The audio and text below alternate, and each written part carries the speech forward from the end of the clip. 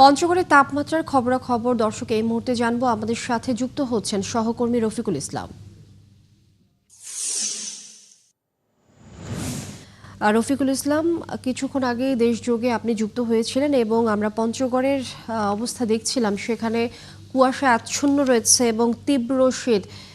একটু জানতে চাই যে বেলা বাড়ার সঙ্গে সঙ্গে এখন কি অবস্থায় আছে যারা ছিন্নমূল রয়েছেন, তাদের কি অবস্থা, কেমন ভোগান্তিতে পড়তে হচ্ছে এবং সাহায্য সহযোগিতার হাত বাড়িয়ে দিয়েছে কিনা প্রশাসনের পক্ষ থেকে, সেই বিষয়টিও জানিয়ে দেবেন।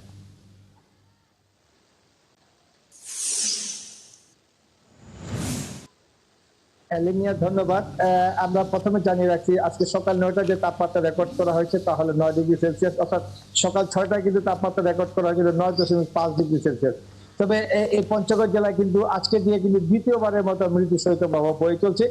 তবে এখানে একটা বিষয় লক্ষ্য করা যাচ্ছে, আপনি নিশ্চয়ই লক্ষ্য করেন যে যদিও সকাল পর্যন্ত অর্থাৎ পর্যন্ত আসলে ঘন কুয়াশা ছিল, এর মধ্যে এখন কিছুটা হলো রোদের দেখা মিলছে।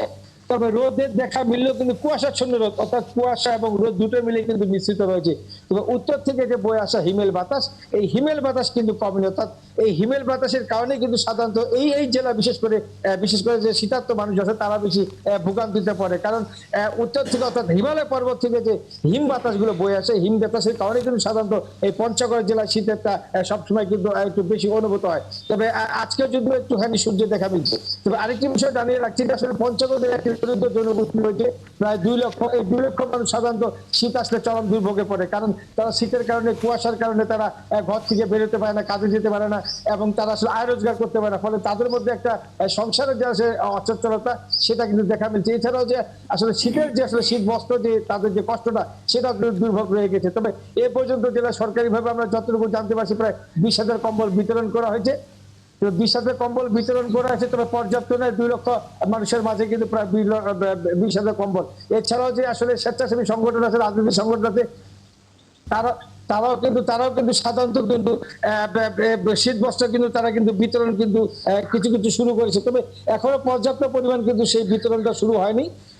তবে আশা করছি এখানকার যে আসলে ছিন্নমূল মানুষ আছে তারা কিন্তু আসলে দাবি করছেন যে সাধারণত যে শীতের সময় যদি তারা শীতবস্ত্র বিতরণ না করে, যদি শেষ সময় যদি শীতবস্ত্র বিতরণ করে, তাহলে আসলে তাদের সেটা কোনো কাজে আসছে না। তবে তারা আবার অনুরোধ করেছেন যে যারা স্বেচ্ছাসেবী সংগঠন আছে, যারা আসলে মানুষের কাজে আসে এবং বিত্তমান ব্যক্তিরা আছে, রাজনৈতিক সংগঠনরা আছে, তারা যেন অতি শীঘ্র যেন এই শীতার্ত মানুষের পাশে এসে যেন শীতবস্ত্র সেটা কিন্তু তারা কিন্তু জানিয়েছেন। তবে আপনি এখন লক্ষ্য করছেন যে বিশেষ করে জেলা প্রশাসন আমাদেরকে যেটা জানিয়েছিলেন যে এবং চাহিদা মতো এবং যে পরিমাণ আসলে এখানে শীতার্ত মানুষ আছে তাদের চাহিদা মতো তাদেরকে শীত বস্ত্র বিতরণ করা হবে বলে কিন্তু সেটা জেলা প্রশাসন জানিয়েছেন। তবে এদিকে আবহাওয়া অফিস আমাদের সাথে কথা বলছে, আবহাওয়া অফিসের সাথে আমরা কথা বলছি। আবহাওয়া অফিস আমাদেরকে যেটা জানিয়েছিলেন যে আসলে এই শীত মৌসুমটা, অর্থাৎ এই যে চলমান যে শীতটা রয়েছে, সেটা কিন্তু আসলে কিছুটা তাপমাত্রা কিন্তু আরো কিছুটা কমতে পারে। অর্থাৎ দিনের তাপমাত্রা যদি কিছুটা বেড়ে যায়, তাহলে কিন্তু সকালের তাপমাত্রা কিন্তু আরো কিছুটা কমে আসে।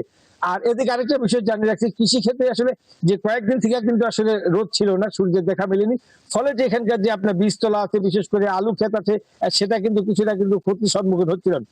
তবে আজকে কিছুটা রোদ আছে, কিন্তু অনেকটা কিন্তু স্বস্তিতে হচ্ছেন এই এলাকার মানুষ।